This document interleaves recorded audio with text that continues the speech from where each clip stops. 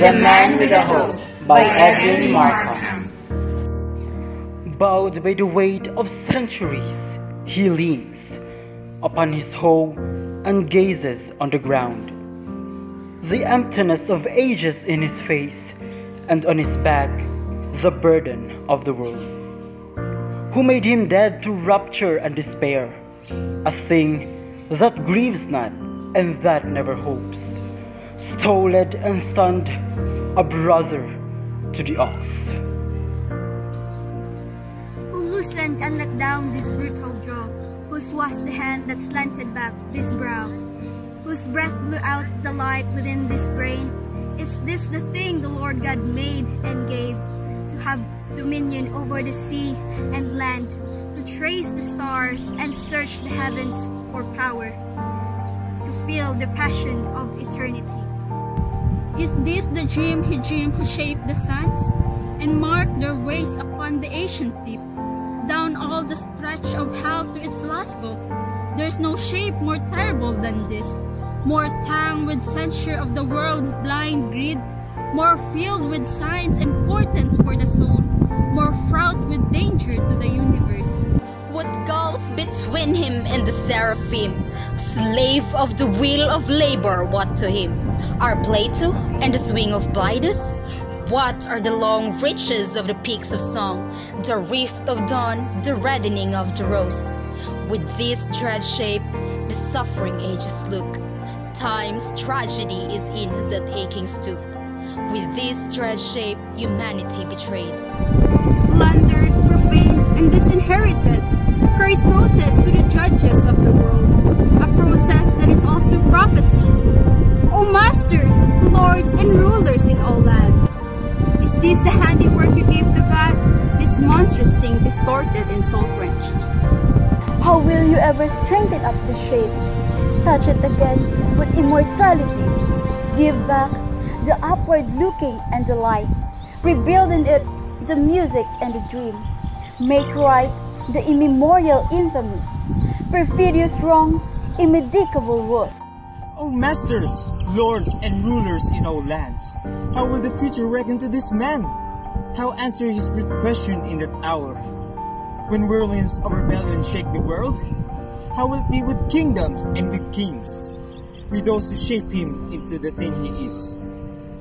When this dumb terror shall reply to God, after the silence of the centuries?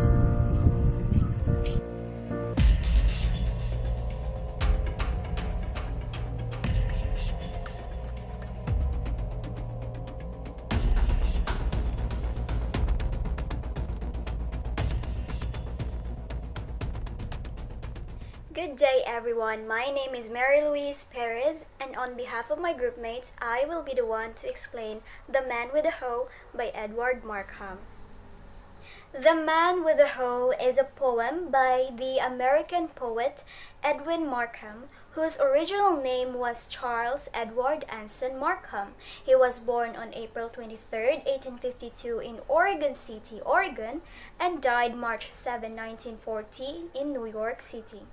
He worked on the family's farm beginning at 12 and was especially interested in the trials and tribulations of the poor working people. Edwin Markham experienced some hardships as he attempted to accomplish a number of his goals. So The Man with a Hoe was a result of Markham's personal experiences and all the reading and writing he had been doing for many years. The poem was inspired by the painting of Jean-Francois Millet, a French painter who is noted for his scenes of peasant farmers. He painted the Lumilao. In English, it's The Man with a Hoe. So this painting interpreted as a socialist protest about the peasants' plight. So what Edwin Markham did was transform this image into words.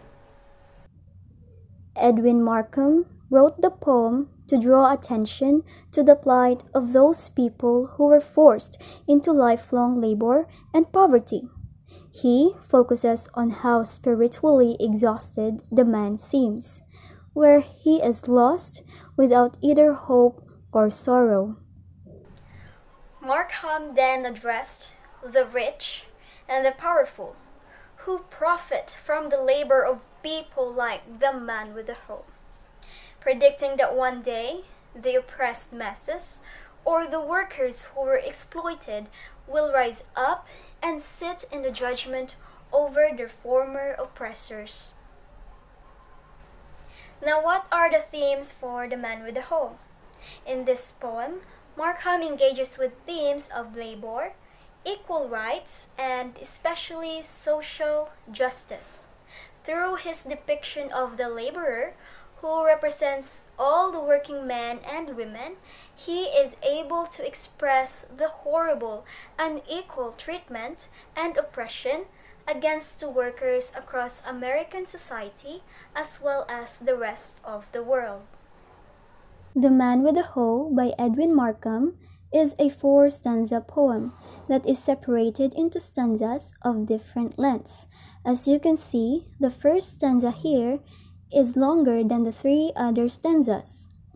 It was written in blank verse and there is no single rhyme. Now, what is the symbol of the man with the hoe? In this poem, the man with the hoe is the symbol of betrayed humanity. Betrayed humanity down through the ages of oppression and social injustice, where all workers were burdened by their work, but receiving a little rest or reward and exploited throughout the world. Now, here are some poetic devices that Edwin Markham included in his poem. Anaphora. This is the repetition of a word, phrases, or grammatical structure. For example, note the repetition of who and whose in the first stanza. The poem uses anaphora often to emphasize its thematic ideas. Alliteration. The repetition of usually initial consonant sounds in 2 or more neighboring words or syllables.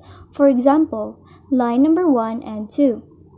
We have he, his, hoe, gazes, and ground. The entire poem is knit together by alliteration, which creates continuity between words within a line or across lines.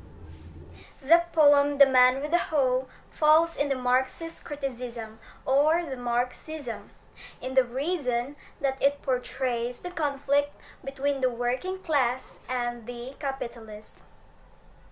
The poem talks about the right and protest of the underdog laborer screaming to get out of the exhausting scenario that he was in. This shows how society views them as pathetic and helpless individuals who work hard but still can't get off from their impoverished lives. The poem illustrates the order of social classes in a way that if you are below the standard of this society, having no wealth and riches, you are considered worthless. Edwin Markham himself supported the views of Karl Marx after reading the Communist Manifesto. Just at the first line of Markham's poem, it already reveals the Marxist description of the enslaved workers. In the poem, the capitalists were considered the masters, lords, and rulers in all lands. These rulers are not actually doing the work themselves, yet they are the ones enjoying all the profits. However, Markham warned these so-called rulers that through rebellion, the working class will rise up and this may cause their downfall. That would be all. Thank you and God bless.